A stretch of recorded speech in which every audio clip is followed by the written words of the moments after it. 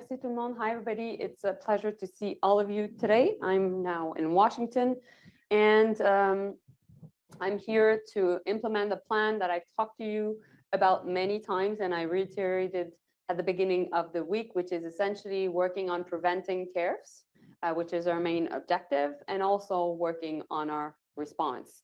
So in that context, I had two important meetings today. The first one being Kevin Cramer, who's a senator from North Dakota on the Republican side, and he's the co-chair of the Canada-US Economy and Security Caucus. So we had a good conversation with him, and also I had a very good meeting as well with Marco Rubio, the new Secretary of State. In both cases, we talked about first, our border plan and what we're doing to implement it. And we also talked, of course, about our trade relationship and how imposing tariffs would actually hurt Canadians and Americans on both sides of the border.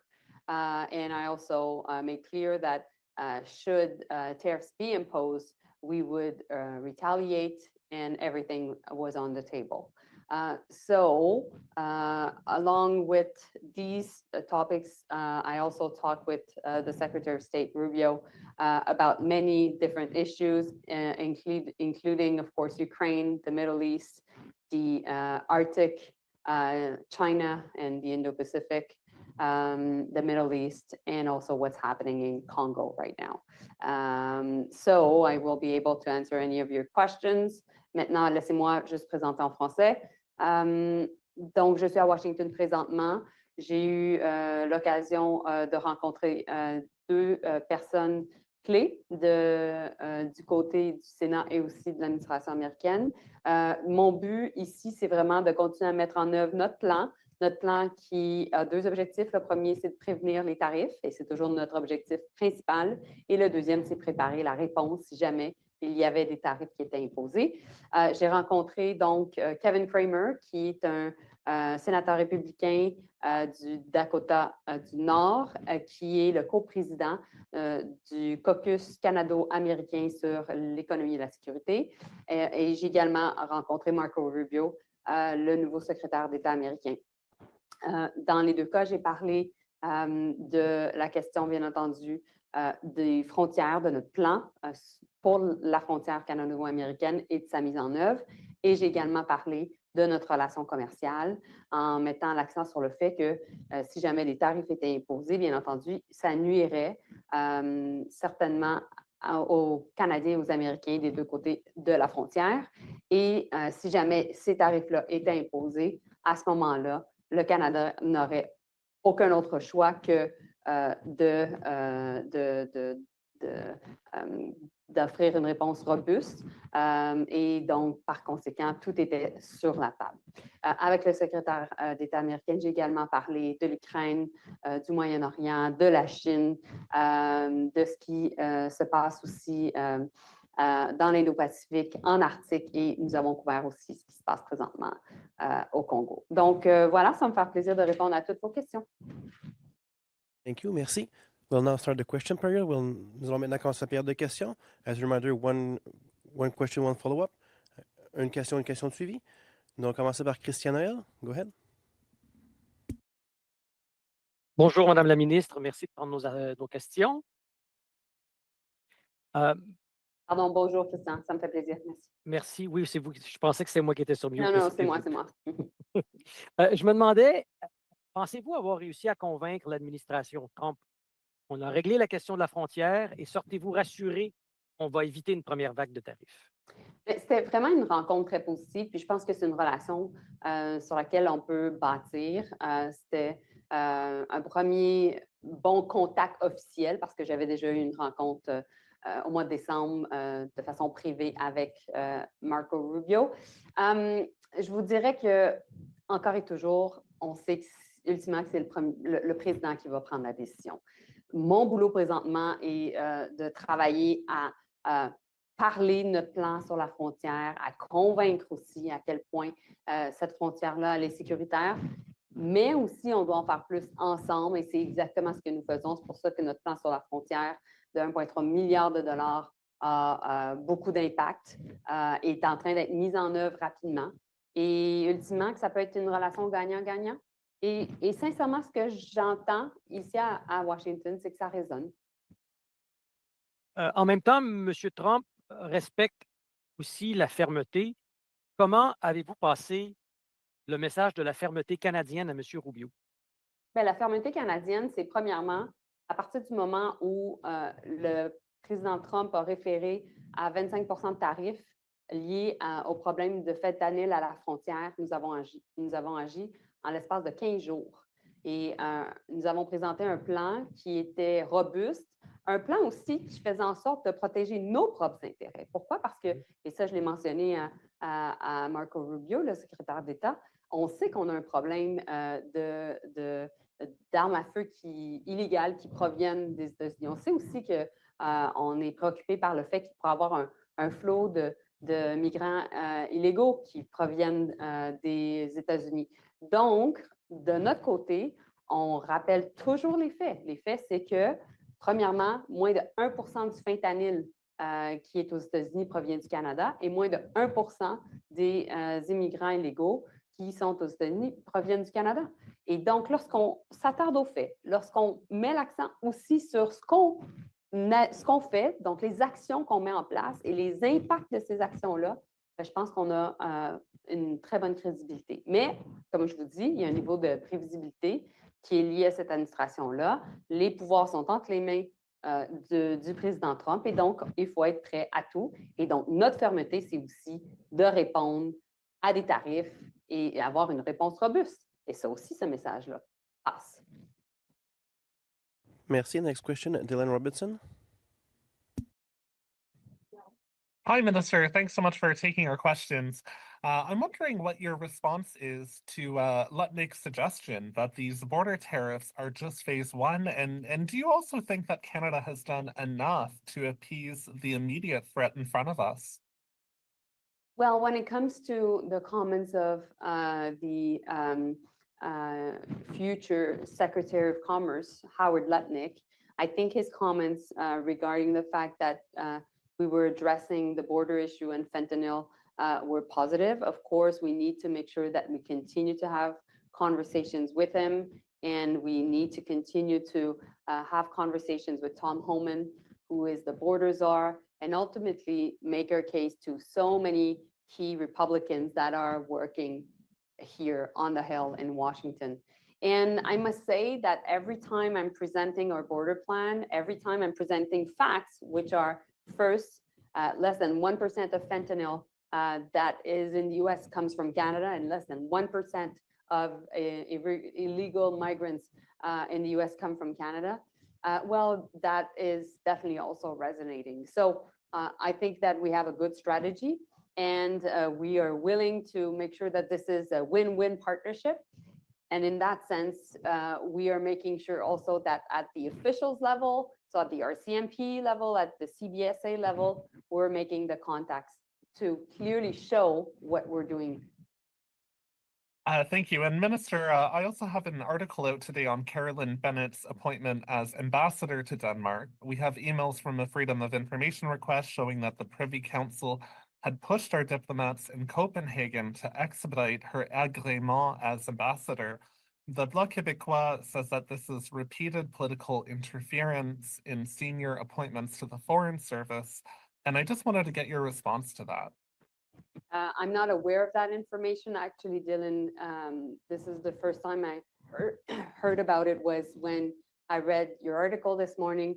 But fundamentally, making sure that we follow up on agréments around the world is something that is very, very typical to what we do at Foreign Affairs, at Global Affairs Canada. And we receive a lot of requests coming in from different countries to speed up agréments for their own also ambassadors to Canada. So this is, I must say, without having specific knowledge about the issue of Ambassador Bennett, something that is a part of our everyday job.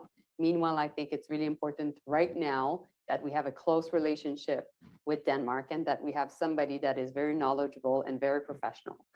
Because of course, as we know, our ambassador to Denmark is also in charge of dealing what is happening when it comes to Greenland, and definitely being Arctic states, Denmark and Canada, we've had numerous conversations over the past months. Denmark was closely involved in the crafting of our Arctic foreign policy. The foreign minister from Denmark was in Iqaluit for the first time ever in September. I met with him also many times to talk about Arctic security, and we want to do more together. Thank you. Next question, David Aiken. Good afternoon, good evening, Minister. Thanks for taking our questions. Andrew, David. I listened carefully to you on Monday, and it was my impression, correct me if I'm wrong, that you did seem hopeful that diplomacy could work in this case. And that's, of course, one of the reasons you're there. You've now had a meeting with Minister Rubio, or Secretary Rubio, and I wonder if you'd give us your sense again about whether it's a bit of a brighter day or a darker day so far as avoiding tariffs. So I'm an optimistic person, and I think that this was a very positive meeting, and this is a relationship we can really build on, David. And I think that Secretary Rubio is somebody that is extremely knowledgeable, very much respected in Washington by his former colleagues in the Senate, but also by the president himself. At the same time, I'm a very pragmatic person, and I don't expect my counterparts to know everything about our own reality. So my job is ultimately to make sure that they get the facts and that we are able to get time with them to plead their case. And as a former lawyer, my job is to make sure that I plead Canada's case. And so I think that the job that we're doing right now is extremely important. I think that the relationship between Canada and the US is extremely deep, and any form of trade tensions or trade war would have deep and lasting impacts. And so in that sense, I think that doing the job of helping my American colleagues to understand what would be at stake is something that is definitely resonating. Now, am I in the headspace of President Trump? No, of course not. And so in that sense, I'm just doing the job of making sure that people around him really are able to sign on our different arguments. And as a follow-up, you've kind of segued right into the headspace of President Trump. Mm-hmm. So today, as others referenced, nominee for Commerce Secretary Lutnick said it's fentanyl. You do something about fentanyl, and the border, you'll avoid the tariffs. But yes, I know you're aware that we've heard President Trump say, Canada, we have a trade subsidy. We subsidize Canada. It's really about a trade deficit. And there's been any number of things that the president has cited as a reason for tariffs. So, and you're not the only one. I'm confused. We've heard this from business people, everybody. So after your meeting with Secretary Rubio, did Secretary Rubio provide any clarity then about the way Canada can avoid tariffs? Is it fentanyl? Is it a trade subsidy? Does he know? I think that's a fair question that you're asking. But my job ultimately is to make sure that we address the two issues that President Trump has raised, which is first and foremost, the border and fentanyl. And we have too many deaths in Canada that are linked to fentanyl. This is a national security crisis in our own country. And that's why also we need to make sure that we don't allow any form of fentanyl to come through our border, including through the US.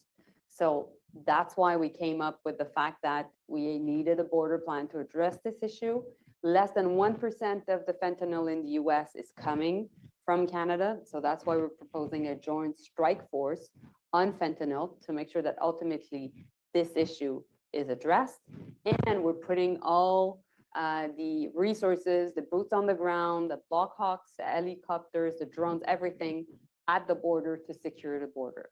So we are now not only talking about our plan, but we're talking about the impacts of the outcomes of our plan. And when I was at Mar-a-Lago with Howard Lutnick and Dominic LeBlanc and also Doug Burgum, we talked about how it was important for us to show the outcomes of our plan. So that's what we're doing. And I know that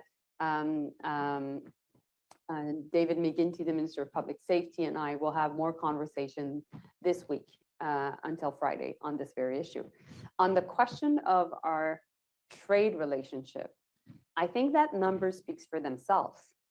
Essentially, when you look at it, the US has a trade surplus on manufacturing with us. And what President Trump is really concerned about is actually also the fact that manufacturing jobs need to be able to stay in the US. It's the case when it comes to Canada, because ultimately we're there to work with them to make sure that the 8 million jobs linked to the relationship between Canada and US are protected. Now, if we look at the reality of the trade deficit that the US has with us because they are asking more of our energy, well, the reality is they get our oil at discount. And if they don't get oil from us, they get it from Venezuela. And we know also that the Americans don't want to have any form of dealings with Venezuela. So ultimately, we can find ways to get through this, the importance of our trade relationship to be stable, to make sure ultimately that the Americans can feel and that we can feel that this is a win-win relationship. And that's why I'm really working a lot the Hill in Washington. And I must say we have a lot of allies. Thank you. Next question, Stephanie Taylor. Hi, Minister. Thanks for your time. I just want to clarify, what did Senator Rubio have to say about Canada's border plan, or Secretary Rubio have to say about Canada's border plan? Well, first, he was aware that we had a plan. He was aware that it was important for us to work on the fentanyl crisis. And then I exposed everything that was part of our plan. And so he thought that these were positive steps. And ultimately, we need to do more together. And so we've committed together to make sure that our officials would be working on this, and that he would take that information and talk to the president about it, and also that I would continue, and the Minister of Public Safety, David McGuinty, would continue to talk to Tom Homan, the border czar, of President Trump. I think what is important also for you to understand, Stephanie, and for those watching us right now, is the Secretary of State understands the relationship between trade and geopolitics. And it is important that we work together and that we not be divided in a world where there's so many geopolitical competition, particularly when it comes to China. What makes you think that the facts you are laying out to officials like Secretary Rubio or other Republican lawmakers on the fact that less than 1% of the fentanyl entering the US comes from Canada is sinking in? Like, what makes you think that that is sinking in? And do you have any assurances that Secretary Rubio accepts that fact? Well, it is a fact. It is based also on the information that we share with the Americans at the border, and that our long-standing cooperation in terms of law enforcement brings to the table. So my point to Rubio was to make sure that we can continue to address this issue. It's not a one-time issue. We need to work on the fentanyl crisis in Canada, in the US through the border plan, but also, Stephanie, what was important is we need to address this with China, because the precursors actually come from China. So that was also the part of linking it to what is happening in the world, and not only linked to our bilateral relationship. Thank you. I'm told that this would be the last question. So the next question will be, the last question will be Katie Simpson. Go ahead. Thank you so much for taking my question. Yes, Did Marco Rubio give you any definitive information to say whether tariffs are actually happening on Saturday? So I think that we need to continue to engage. Like I said, Katie, and your colleagues asked me that question a bit indirectly. The ultimate decision maker is President Trump. So I'm staying until Friday here in Washington, making sure that I'm meeting as many people as possible. And we're working as a Team Canada approach, and we will have also other ministers coming also this week. So I guess my question is, at this point, less than a week out from a possible massive tariff, no one really knows if Trump has made up his mind either way. Well, I must say, Katie, that this is just the reality of dealing with the Trump administration, and we need to make sure that we're ready to deal with that unpredictability. But I also think that what we're establishing right now is clear lines of contacts, conversations, being able to present what we're doing, to address their concerns. And I'm cautiously optimistic. But meanwhile, like I've mentioned many, many times, while we're doing that work, we're also ready to retaliate should they decide to impose unfair tariffs against Canadians. Thank you. And this will be the last question. Mike Bunchfield, go ahead.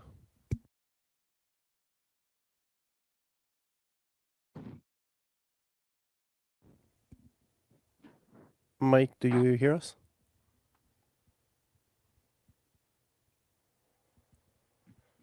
Hi, can you hear me now? Yep. We can. Great. Hi, Minister. Thanks for your time tonight. Pleasure. You've described yourself as a hawk in the past, and you've talked a lot about border security and fentanyl and all of that. But every time Donald Trump talks about NATO, he talks about how Canada needs to do more. Are you hearing that did you hear that today from Secretary of State Rubio? And does Canada have an answer for him that Canadians haven't already heard? Well, I definitely think that we have a good plan when it comes to investing in defense, but I think we need to do more, and we need to do more quicker. That's my point. That being said, we need to do it for us, because as foreign minister, I'm seeing how much things are shifting around the world, that geopolitics is definitely creating much more of a security issue for all our countries, and that's why we need to make sure that we're there to protect Canadians. When it comes to our defense partnership, we were able to talk about it, particularly when it comes to working together in the Indo-Pacific. Meanwhile, as for clear issues linked to defense spending, this issue was not raised. Okay. Do you think Canada needs to do more in the Arctic? Have you heard that in your many, many meetings and trips down to DC? I mean, it's closer to home than the Indo-Pacific, albeit that's important. Well, when it comes to the Arctic, I think the reaction is unanimous here. They're really happy with our new Arctic foreign policy. They're happy that we are doing more in the Arctic. They expect us to actually do that work. And as I mentioned when I launched the Arctic foreign policy, China and Russia are working together in the Arctic and are increasing their cooperation. So we need to make sure that ultimately we're there to protect our sovereignty, and we're there also working with the US and our Arctic allies, which are the Nordic 5, so Denmark, Sweden, Finland, Iceland, and Norway, which are all part of NATO, to ultimately affirm our partnership and protect our people. And I think that is very different from what Canada's position used to be, which is ultimately not to talk about NATO or not to talk about other types of partnerships in the Arctic, because for a long, long time, the Arctic was seen as high north, low tension. But at this point, we know that things have changed, geopolitics have shifted, and therefore we need closer cooperation amongst NATO allies in the Arctic. Thank you. This is all the time we have with the minister. Merci. Thank you, guys. Merci beaucoup.